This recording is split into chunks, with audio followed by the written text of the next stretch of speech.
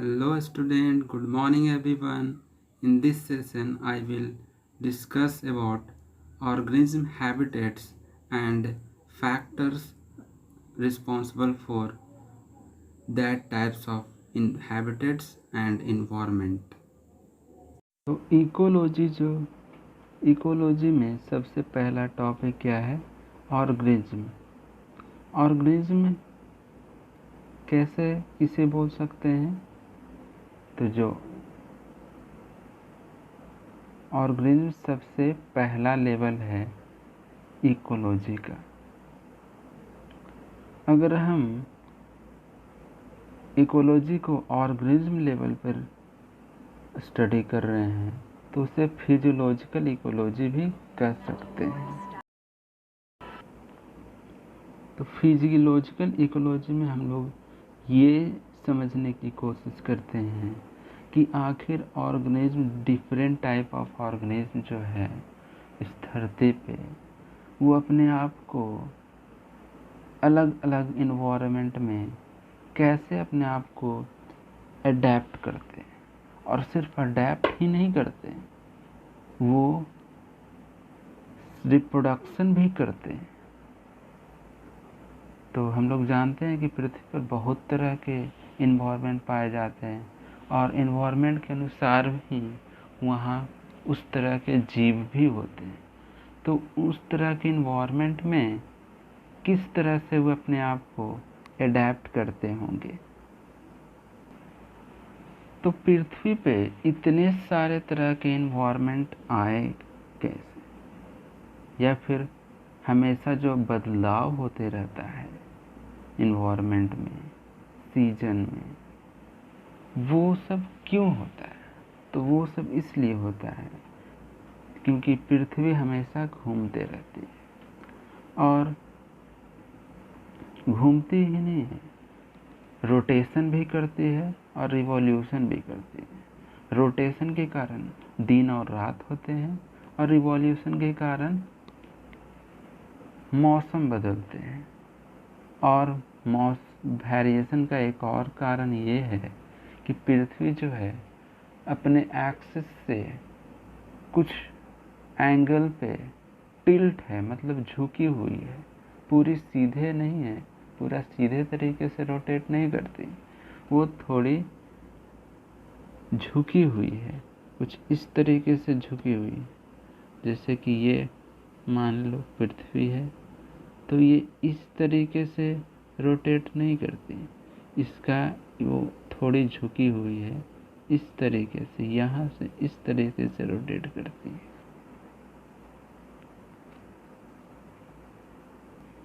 इन्हीं कारणों से इतना एनुअल वेरिएशन होता है।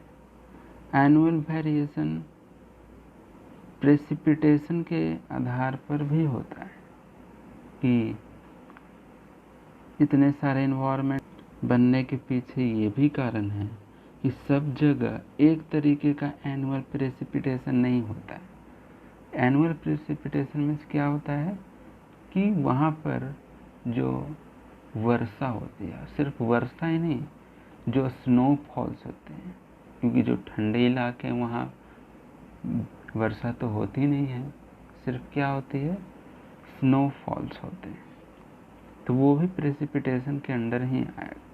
तो ये सब मिलकर पृथ्वी के इन्वायरमेंट को डिसाइड करती है कि कहाँ पर इन्वायरमेंट कैसा होगा। तो जहाँ पर कम वर्षा होगी वहाँ पर क्या होगा, डिजर्ट हो जाएंगे। जहाँ पे ज़्यादा वर्षा होगी वहाँ रेन फॉरेस्ट होंगे। जहाँ पे स्नोफॉल्स होगा यानी कि बर्फबारी होगी वहाँ पे तुंद्रा बन जाएगा। तो ये सब बायोम्स हैं जो कि एनुअल वेरिएशन इन प्रेसिपिटेशन के कारण बने हैं। तो आगे देखते हैं। तो यहाँ पे एक ग्राफ है जिसे समझना बहुत ज़रूरी है। ये ग्राफ हम लोगों को ये समझने में मदद करेगा कि आखिर कहाँ कितने टेम्परेचर होता है, किस तरह के टेम्परेचर में किस तरह का इन्वायरमेंट देखने को मिलेगा। किस तरह के कितना प्रेसिपिटेशन होना चाहिए, ये सब भी बताएगा। तो यहाँ पर ग्राफ में देख सकते हैं कि मीन एनुअल प्रेसिपिटेशन और मीन एनुअल टेम्परेचर में बनाया गया है। तो सबसे पहले हम लोग देख सकते हैं कि डिजर्ट, ये है डिजर्ट का एरिया। तो डिजर्ट का एरिया देख सकते हैं कि लगभग ये इसका टेम्परेचर जो है वैरी कहाँ से कर रहा है, 5 डिग्री सेल्सियस से लगभग 21-22 डिग्री सेल्सियस तक। और यहाँ जो प्रेसिपिटेशन है वो 50 के लगभग, यानी कि यहाँ प्रेसिपिटेशन यानी वर्षा कम होती है। हम लोग जानते हैं डिजर्ट में वर्षा कम होती है, तभी तो वो डिजर्ट कहलाता है, यानी कि मरुस्थल। और टेम्परेचर भी लगभग हाई ही होता है, हाई भी नहीं बोल सकते, मॉडरेट बोलेंगे। 22 डिग्री सेल्सियस तक टेम्परेचर हो जाएगा। उसके बाद हम लोग देखते हैं ग्रासलैंड का ये जो ग्राफ है, ग्रासलैंड में देख सकते हैं कि यहाँ टेम्परेचर थोड़ा और कमी हो गई और रेंज यहाँ ज़्यादा है टेम्परेचर का, लगभग 12 डिग्री सेल्सियस से 25 डिग्री सेल्सियस तक। और प्रेसिपिटेशन भी यहाँ थोड़ा ज़्यादा है, डिजर्ट से तो ज़्यादा है ही, क्योंकि ग्रासलैंड है, ग्रासलैंड में थोड़ी हरियाली ज़्यादा होगी। तो हरियाली ज़्यादा है तो वर्षा भी ज़्यादा चाहिए यहाँ पे, क्योंकि बिना वर्षा के हरियाली कहाँ से आएगी। तो ग्रासलैंड वो हिस्सा होता है जहाँ कुछ प्लेन ज़मीन होते हैं, प्लेन लैंड पे बहुत दूर तक सिर्फ घास और झाड़ियाँ ही होती है। उसके बाद हम लोग देखते हैं टेम्परेट फॉरेस्ट में। टेम्परेट फॉरेस्ट क्या है, तो टेम्परेट फॉरेस्ट उस इलाके में रहेगा जहाँ पे प्रेसिपिटेशन कितना होगा, प्रेसिपिटेशन का रेंज लगभग 50 से 60 सेंटीमीटर से लेकर 200 से 220 सेंटीमीटर तक हो सकता है, यानी कि एनुअल प्रेसिपिटेशन लगभग 70 सेंटीमीटर से 230 सेंटीमीटर बोल सकते हैं लगभग। और टेम्परेचर अगर देखें, टेम्परेचर 10 डिग्री सेल्सियस से 20 डिग्री सेल्सियस रहेगा। तो यहाँ भी मॉडरेट टेम्परेचर ही है, वर्षा भी थोड़ी ज़्यादा होती है। तो इस एरिया को बोलते हैं टेम्परेट फॉरेस्ट। ये इस एरिया में टेम्परेट फॉरेस्ट मिलेंगे। आगे हम लोग देखते हैं कि कार्बोनिफेरस फॉरेस्ट किसे बोलेंगे। कार्बोनिफेरस फॉरेस्ट कहाँ मिलेंगे, तो कार्बोनिफेरस फॉरेस्ट उस इलाके में मिलेंगे जहाँ पे एनुअल प्रेसिपिटेशन कितना है, 60 से लेकर लगभग 250 सेंटीमीटर तक। तो यहाँ वर्षा और भी ज़्यादा हुई तो ये थोड़ी और घने वन होंगे। यहाँ पे टेम्परेचर थोड़ा सा डिक्रीज किया गया है, टेम्परेचर कितना है, 10 डिग्री सेल्सियस, 0 डिग्री सेल्सियस से लेकर 10 डिग्री सेल्सियस। तो टेम्परेचर का रेंज भी कम ही है। आगे हम लोग देखते हैं ट्रॉपिकल फॉरेस्ट। तो ट्रॉपिकल फॉरेस्ट ही सबसे ज़्यादा डेंस फॉरेस्ट होता है, क्योंकि यहाँ पे प्रेसिपिटेशन देखो कितना है, मिनिमम यहाँ पे 160 के लगभग सेंटीमीटर होता है और मैक्सिमम 400 सेंटीमीटर के आसपास। तुम यहाँ देख सकते हैं कि कितना बड़ा रेंज है प्रेसिपिटेशन का। तो यहाँ वर्षा भी बहुत अधिक होती होगी।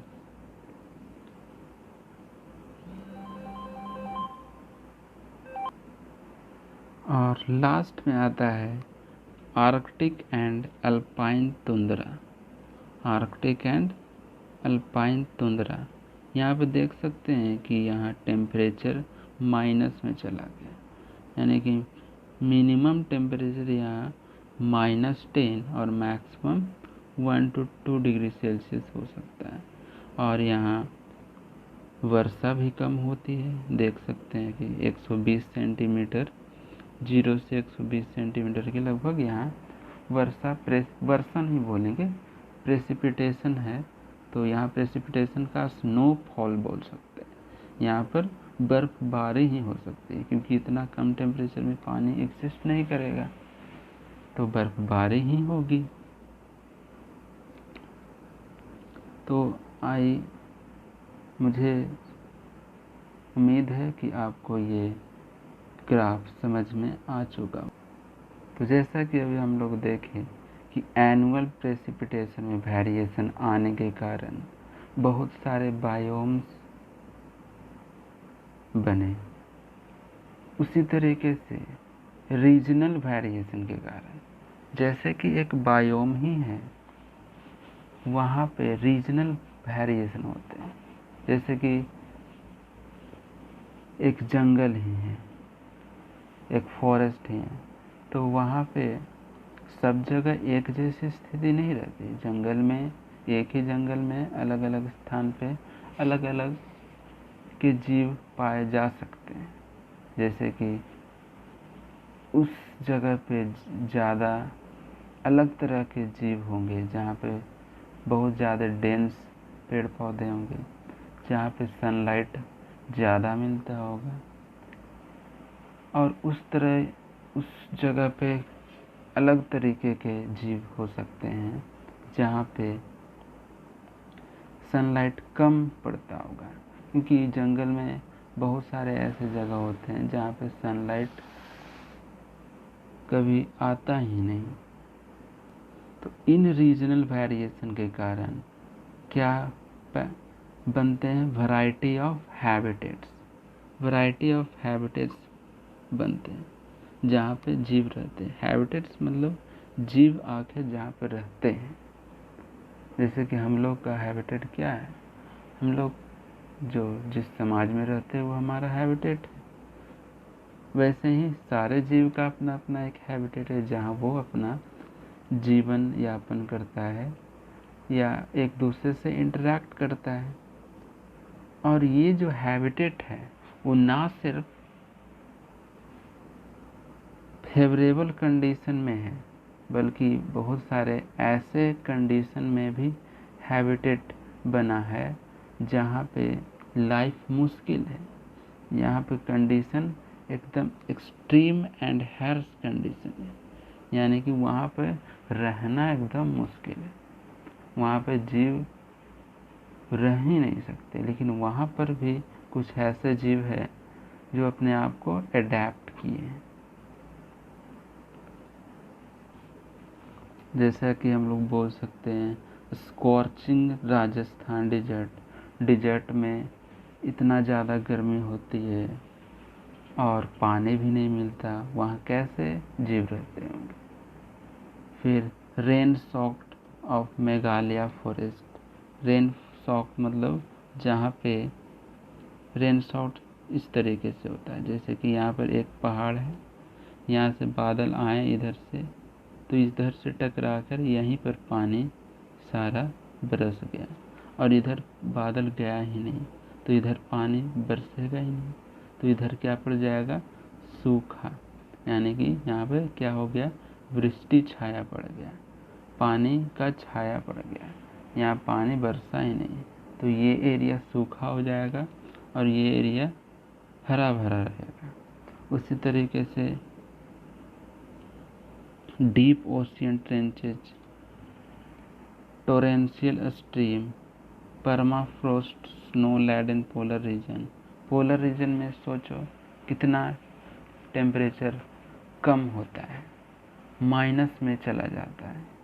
तो इस तरीके की कंडीशन में भी बहुत सारे जीव अपने हैबिटेट्स बनाए हुए हैं।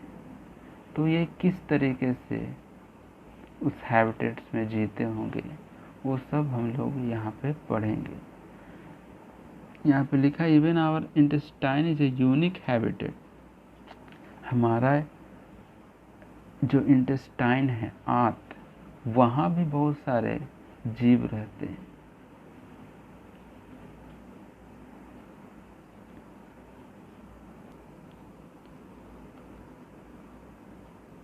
तो ये देख सकते हैं कि कुछ फिगर दिया हुआ, ये ट्रॉपिकल फॉरेस्ट का फिगर है, ये डिसीडियस फॉरेस्ट का है, ये डिजर्ट का है फिगर, और ये कोस्टल एरिया समुद्री किनारे का है। आगे हम लोग देखते हैं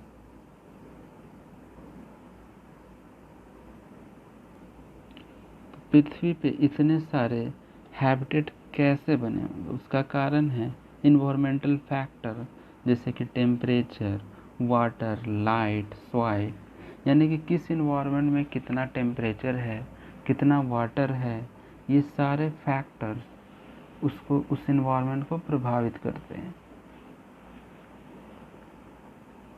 और इन फैक्टर्स को बोलते हैं एबायोटिक फैक्टर और फिजियोकेमिकल फैक्टर। तो ऐसा नहीं है कि सिर्फ एबायोटिक फैक्टर ही इन्वायरमेंट को डिसाइड करता है, बायोटिक फैक्टर्स भी डिसाइड करते हैं कि आखिर वहाँ का इन्वायरमेंट कैसा होगा। तो बायोटिक फैक्टर में आते हैं पैथोजेंस, कि उस इन्वायरमेंट में कितने तरह के पैथोजेंस हैं, पैरासाइट्स हैं, प्रीडेटर्स हैं और कॉम्पिटिटर्स हैं। तो पैथोजेंस मतलब होते हैं कीड़े मकोड़े, पैरासाइट्स मतलब परजीवी जो दूसरे जीव पर रहते हैं, प्रीडेटर्स जैसे कि शेर हो गया प्रीडेटर्स, वो किसी को मारकर खा जाएगा। शेर ही नहीं, लगभग आगे हम लोग पढ़ेंगे कि प्रीडेटर्स क्या होगा डिटेल्स में, ठीक है। कॉम्पिटिटर्स जो साथ साथ रहकर एक दूसरे से कॉम्पीट करते हैं किसी भी चीज़ में। अब हम लोग नीच के बारे में जानेंगे। तो नीचे क्या है? नीच कुछ नाइक्स भी बोलते हैं, नीच भी बोला जाता है। तो इसका मतलब क्या है? तो नीच किसी भी हैबिटेट का वो स्थान है जहाँ पे एग्जैक्टली कोई जीव रहता है। जैसे कि हैबिटेट कोई पेड़ हो सकता है, कोई ट्री हो सकता है। तो ट्री में बहुत सारे रीजन होते हैं। टॉप का रीजन हो सकता है, बीच वाला रीजन हो सकता है, नीचे का रीजन हो सकता है, जड़ वाला रीजन हो सकता है। तो ये सब क्या होते हैं? नीचे हो गए, यानी कि ये भी एक नीचे हो गया, ये भी एक नीचे हो गया और उसके नीचे भी हो गया। तो सभी जगह पे अलग अलग तरह के जीव रहते हैं। उसी तरीके से कोई तालाब ले लें, तालाब है तो तालाब के कुछ ऊपरी सरफेस पे रहते हैं और कुछ नीचे एकदम जमीन के आसपास रहते हैं। तो ये क्या हो गया? ये दोनों नीचे हो गया, नीच, जहाँ पे जीव रहकर एक दूसरे से इंटरैक्ट होते हैं और एक दूसरे को प्रभावित करते हैं। तो ये भी हैबिटेट का ही पार्ट है। तो ठीक है, आज के लिए इतना ही। धन्यवाद।